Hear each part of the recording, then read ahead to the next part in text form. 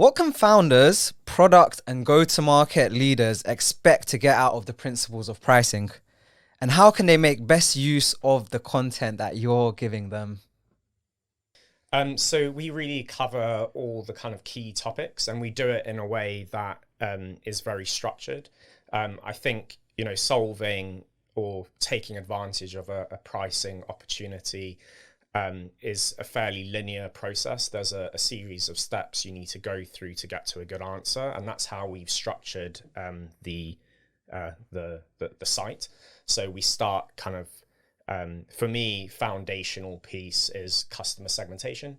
So really understanding your customers, what do they want, what are they willing to pay, and then from there, it's talking about, okay, how do you set up your product to meet the needs of those different customers? So that's kind of product packaging, and we talk a bit about messaging, so how to position your product in the market. Moving on to kind of the metric and model. So that's how to charge. Of course, we cover kind of the price point. So how to set prices, how to differentiate pricing between customers, and then execution, right? So you might have built this kind of great approach, but then you need to execute with your sales team. So we really go through that end-to-end process, giving people everything they need, examples, frameworks to really work through the opportunity. So we know that SaaS businesses are very different. They have very different revenue models to other sectors such as manufacturing, consumer goods, and so on. How does pricing and monetization fit into it?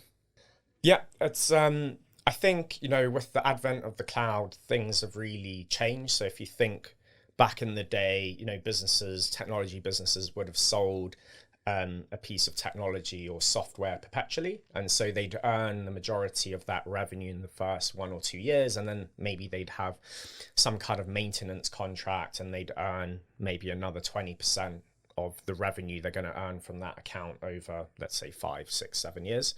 The cloud changed all that, right? Because so what it's done is sort of spread that revenue over a longer period of time. So the first year, maybe you're only earning 10 or 20% of kind of the revenue that you're going to earn from that customer. And so to be profitable, you need to keep that customer now, because they don't perpetually own your software or technology. They're just sort of renting it, which means, winning a new logo is just the start of the journey, not the end. You have to win them, you have to keep them, you have to grow them so that you can recover your costs of capital. And I think that, that's quite an interesting dynamic to, when it comes to pricing and monetization, to think through, because it's more about kind of land and expand. So we know startups by their nature don't generate positive free cash flow until they achieve scale. That's the whole point of startup to scale up, right? And which can take many years, many years. We've seen companies go from startup all the way to IPO, and it takes 10, 15, probably going to be 20 years now. If they aren't focused on profitability until later on, what should they be focusing on? And does pricing and monetization help? Absolutely. So, especially in our world where we're investing in very early stage businesses, obviously they're not going to be profitable for, quite a while. And that's okay. So, I mean, my background is all about kind of driving profitability, but it has to be appropriate for the stage of the business. So instead of talking about profitability, for our portfolio and kind of other businesses, at a very early stage, say kind of, series A, B, it's more about efficiency. So it's more about, are you generating revenue efficiently given your investments, and pricing has a role to play in that, right? So, you've got to make sure you've got unit economics that make sense fundamentally, that you see a path to profitability in the future. So that's important. I think the days of kind of VCs subsidizing our lifestyles are over, right? So decades of kind of very low interest rates are over. I think, founders are realizing that they need to be much more efficient and get to profitability faster. Also, in the current environment, it's much more important for startups to extend runway. And that means more control on the cost side. So deploying capital in a more intelligent way, not kind of overextending yourself.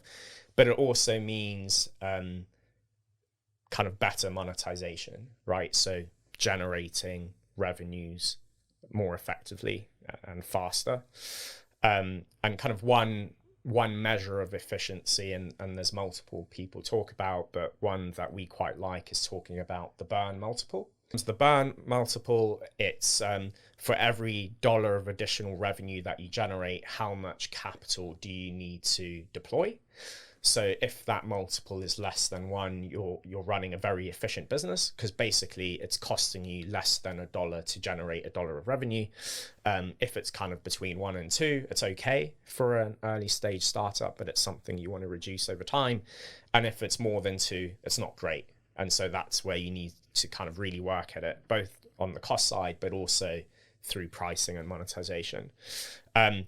So for me, pricing and monetization really comes down to sort of efficiently transforming your investments in your product and your go-to-market motions into revenue.